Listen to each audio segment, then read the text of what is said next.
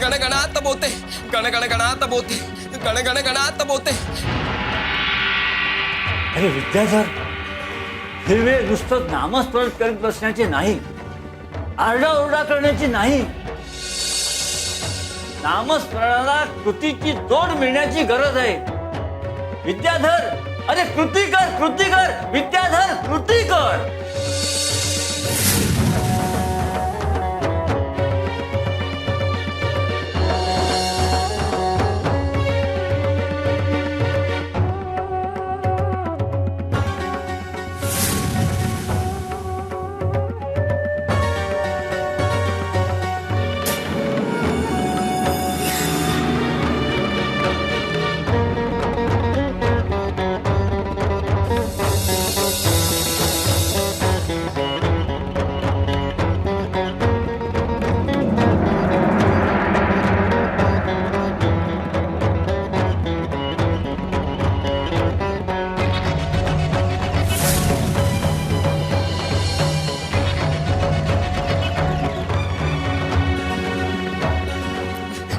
गण गणात बोते.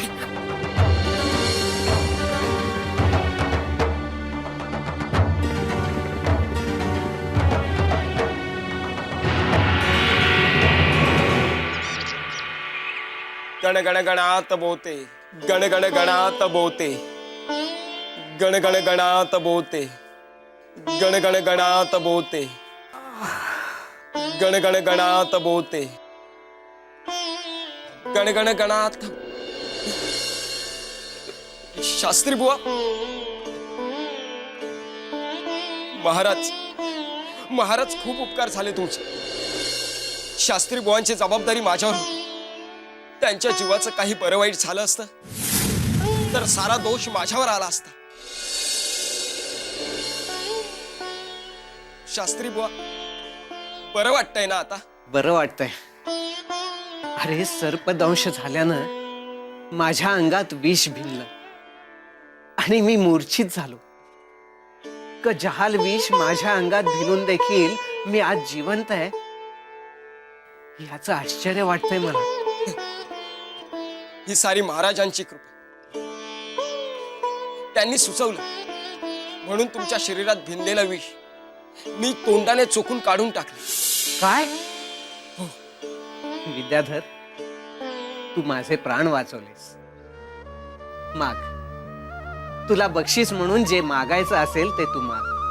मला काही नको. महाराज नेहमी म्हणतात कोणतेही सत्कर्म करताना ते निरपेक्ष भावनेनं करा. खरंच मला बक्षिसाची अपेक्षा नाहीये. तुमचे प्राण वाचले हेच मी माझं भाग्य मानतो आणि महाराजांचे आभार मानतो. नाही, माझी तुला बक्षीस देण्याची इच्छा आहे आणि ती मी पूर्ण करणारच. हो, बक्षीस म्हणून माझ्या चित्राचा म्हणजे माझ्या मुलीचा हात तुझ्या हाती देण्याचं वचन देतोय मी तुला विद्याधर. शास्त्री बुवा, हो, गावी गेल्यानंतर तुझ्या आईला माझ्या घरी घेऊन ये, म्हणजे तिथेच आपण लग्नाची बोलणी करू.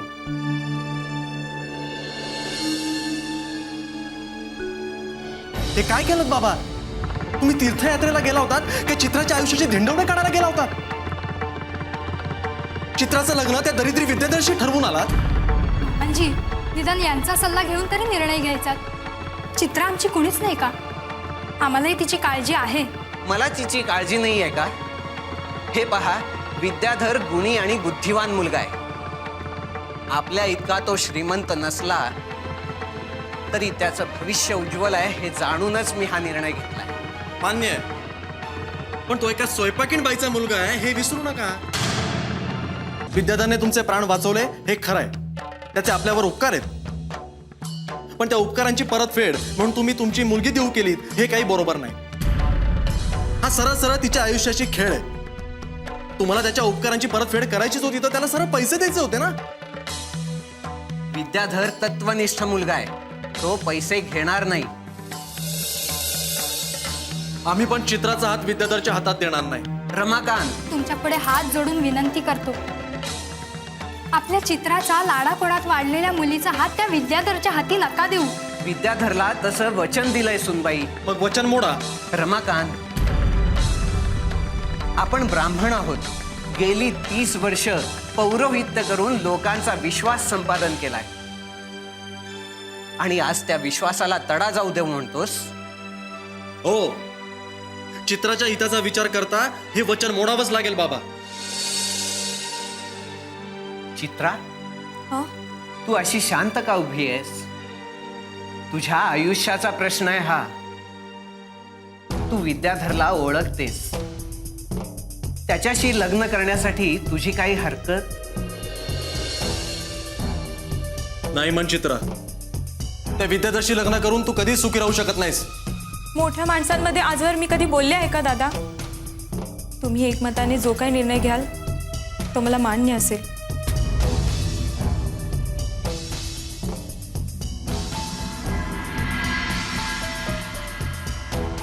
अरे पण मी काय म्हणतोय रमाकांत? तुम्ही काहीच म्हणू नका. मी काय सांगतोय ते ऐका.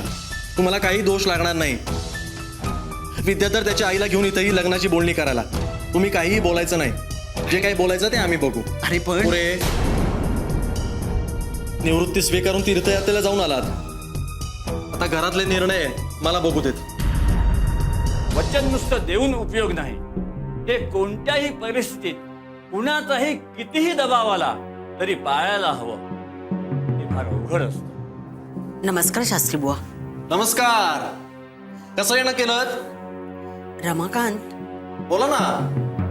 नाही, शास्त्री बुवांनी आम्हाला बोलवणं केलं होतं. हो हो, मामांजी म्हणाले विद्याधरने यांचा जीव वाचवला. त्याचं बक्षीस घेण्यासाठी तुम्ही आला आहात. सांगा, किती रक्कम द्यायची आम्ही तुम्हाला? रक्कम? काय बोलतात सुनबाई? शास्त्री बुवांनी चित्राचा हात विद्याधरच्या हातात देण्याचं वचन दिलं होतं. आम्ही लग्नाची बोलणी करायला आलो. तुमचं डोकं फिरलंय का? रमाकांत भाऊ, तुमच्या दोघांचा सूर असा विचित्र का लागलाय? तुम्ही बाहेरी सोडून वागताय. नको तिथं सूर जुळवू पाहताय आणि त्यामुळे आमचे सूर बिघडलेत. अरे तुझ्यासारख्या भणंगाला मुलगी द्यायला बाबांना काय वेळ लागलाय? ही तुझी आई यमुनाबाई आमच्या घरचं उष्ट कर्कट काढते आणि याच घरची विहीण होण्याचं स्वप्न पाहते. अरे कमाल आहे. पुरे झालं रमाकांत भाऊ. शास्त्री बुवा, मला तुमची मुलगी नकोय. पण तुम्ही यांना सांगा की तुम्हीच मला तुमच्या मुलीचा हात माझ्या हाती देण्याचं वचन दिलं होतं म्हणून. बाबा काय सांगणार? बाबांना सर्पदंश झाल्यानंतर बाबांची स्मरणशक्ती आदू झाली आणि तुला हे ठाऊक असल्यामुळे बाबांनी तुला वचन दिल्याचं तू खोटं सांगतोयस. हे बघा, पुरे झालं आता. तुम्ही माझ्यावर आरोप करू पाहताय. माझ्या आईचा अपमान करताय तुम्ही. हो, तुला जिथे जायचं दात मागायला तिथे जा. चल.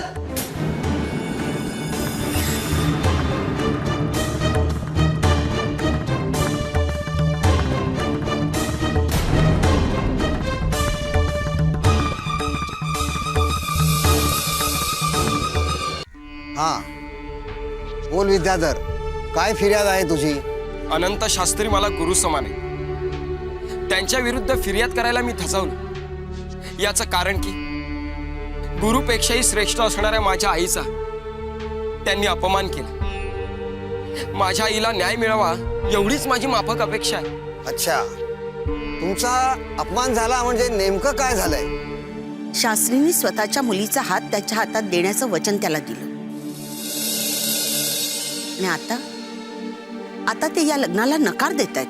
बोला अनंत शास्त्री, यमुनाबाई सांगतायत ते खरं आहे का? म्हणजे ते हे आपलं, बोला बोला शास्त्री बुवा, बोला.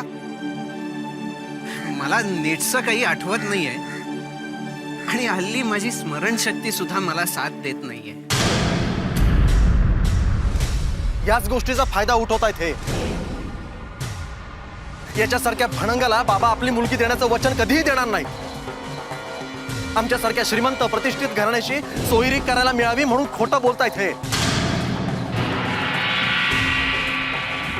मी आज तगायत कधीच खोटं बोललेलो नाही. मी शपथ घेऊन सांगतो, यांचा मुलीचा हात माझ्या हाती देण्याचं यांनी वचन दिलं होतं. याचा काही पुरावा आहे का तुमच्याजवळ? पुरावा हा, पुरावा दे आणि मग बोल. शास्त्री बुवांनी तुला वचन दिलं त्यावेळी अशी कोणी व्यक्ती होती का तुमच्याजवळ जी तुमच्या बाजूने साक्ष देऊ शकेल? नाही, आम्ही फक्त दोघच होतो. नाही, पण तिसरी व्यक्ती होती. कोण होती ती तिसरी व्यक्ती? गजानन महाराज.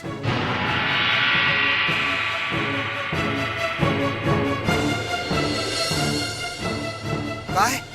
गजानन महाराज? हो, त्यांच्या समोरच यांनी मला वचन दिलं होतं. म्हणजे तुझी साक्ष द्यायला गजानन महाराज येणार आहेत इथे? हो, विद्याधर, होय, मी आणि महाराजांना.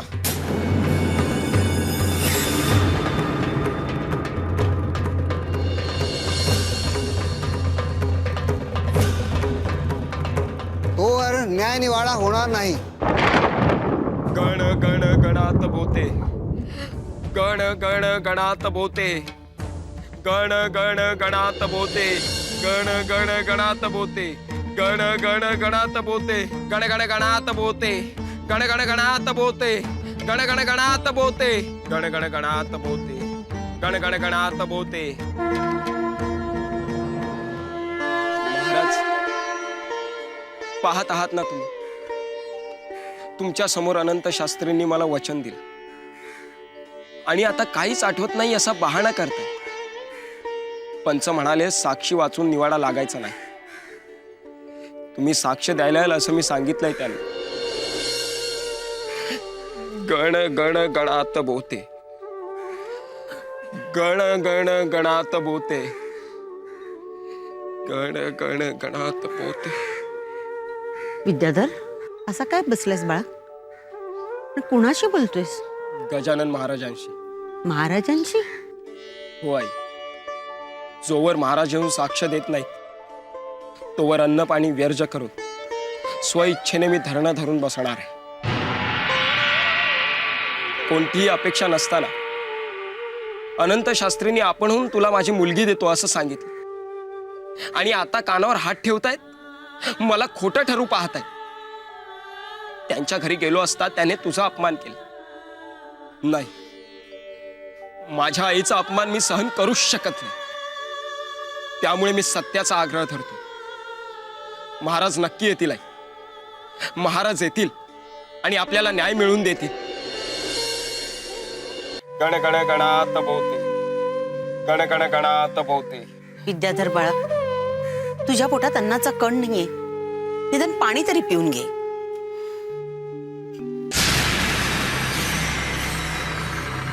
घ्या. विद्याधर महाराज बसलेत समाधी लावून. यमुनाबाई, अहो सांगा तुमच्या मुलाला पुरे आता. गजानन महाराज काही येणार नाहीत, मात्र उपाशी पोटी जीव जायचा. अय विद्याधर, चल उठ.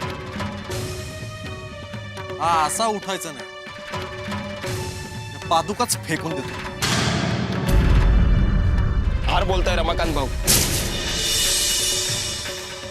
माझ्या आईने स्थापन केलेल्या गजानन महाराजांच्या पादुका आहेत या. तुमच्या पायातील वाहना नव्हेत.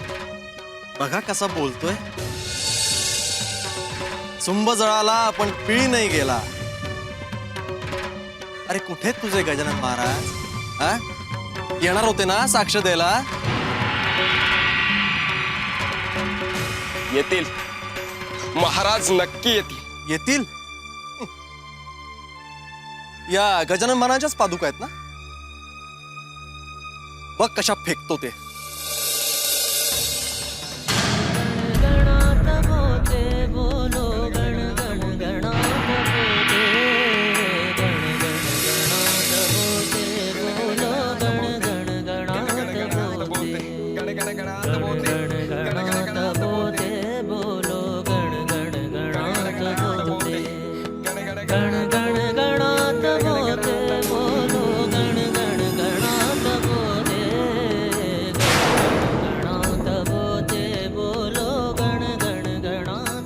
जड झाल्यात. उचलल्याच जात नाहीये. अरे काय सांगतोयस काय? पादुका जड झालेत. थांब थांब मी पाहतो.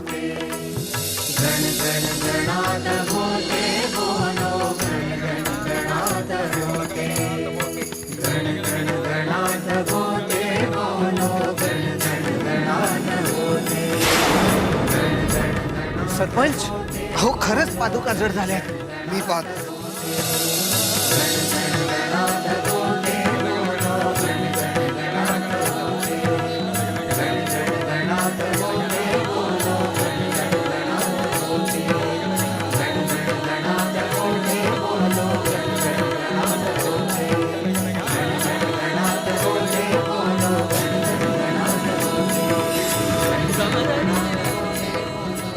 अनंत शास्त्री, चमत्कार झाला.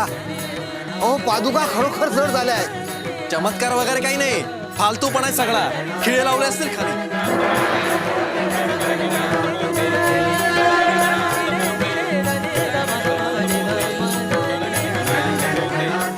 गण गण गणात मोते, गण गण गणात मोते, गण गण गणात मोते.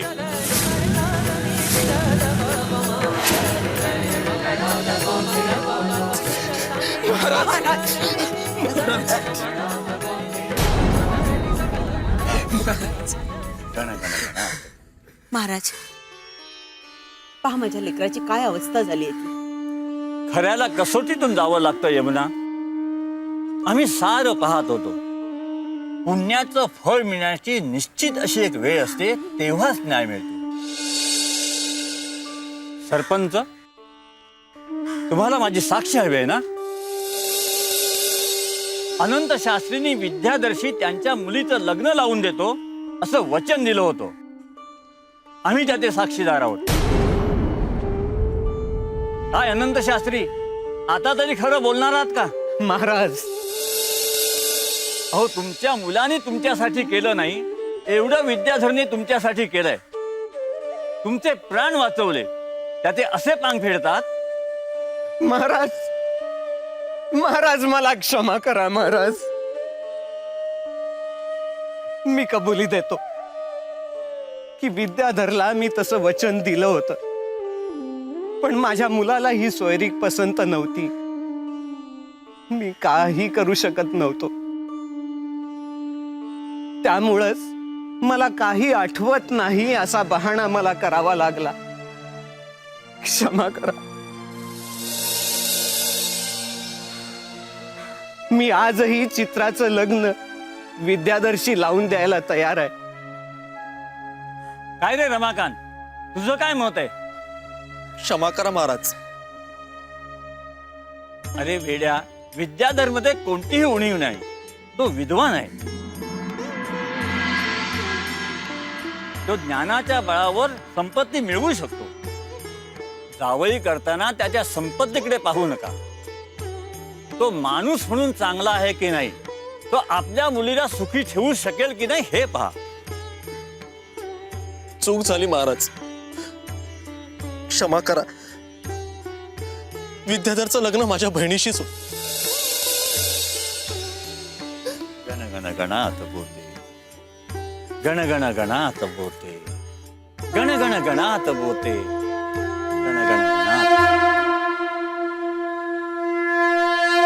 मन आणि बुद्धी यातील भेद नष्ट झाला म्हणजे ईश्वराचे स्वरूप स्पष्टपणे दिसू लागेल आणि जगाकडे ईश्वरी भावनेने बघण्याची दृष्टी प्राप्त होईल.